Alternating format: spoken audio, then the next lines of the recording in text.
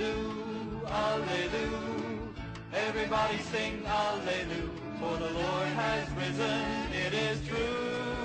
Everybody sing Alleluia. 30 years he walked the land. Alleluia, Alleluia. To all in need he lent his hand. Alleluia, Alleluia, Alleluia. Everybody.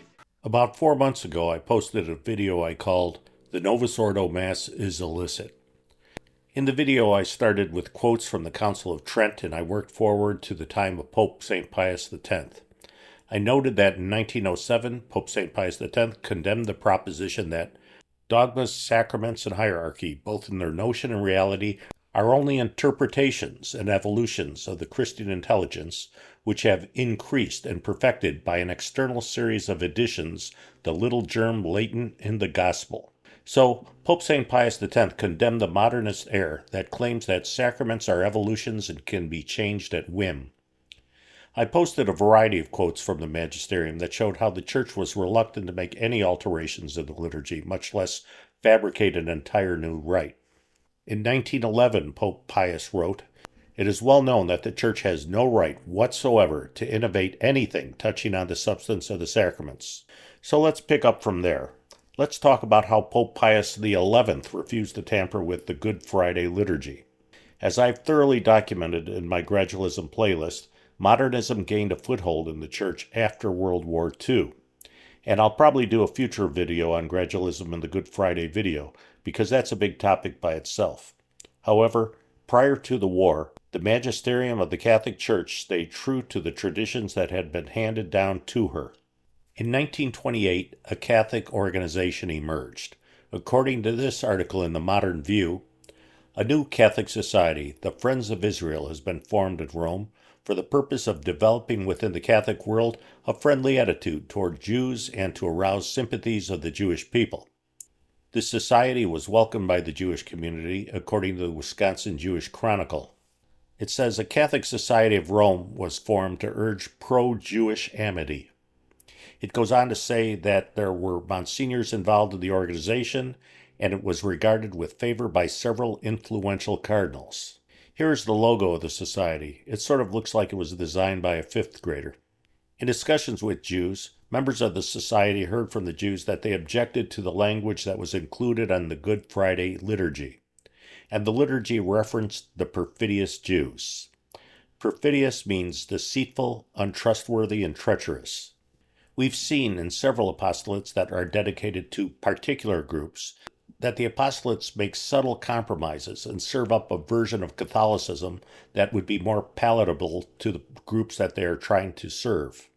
I've noted this in particular with my video on Father Heckard and also with Cardinal Newman, but you can see it that it's more prevalent in modern times with Novus Ordo apostolates, particularly the ones targeting the gay community. So the Friends of Israel decided to lobby for a change in the Good Friday liturgy.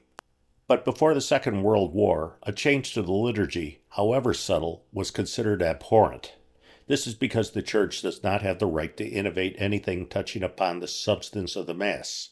Accordingly, with a decree of March 28th of 1928, the Holy Office suppressed the Association of Friends of Israel, not because of its original character, which was praiseworthy, and which had procured the adherence of illustrious ecclesiastical personages, even bishops and cardinals, but for some ways of speaking and acting which were later on introduced into it, not conforming to the sentiments of the Church and the mind of the Holy Father, and, most importantly, of the sacred liturgy. The York Dispatch reported that the Pope abolished the Friends of Israel Society.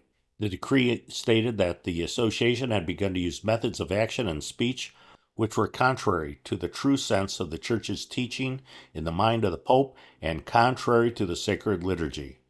Therefore, the association was declared abolished, and all Catholics were prohibited in the future from writing or publishing books in its favor.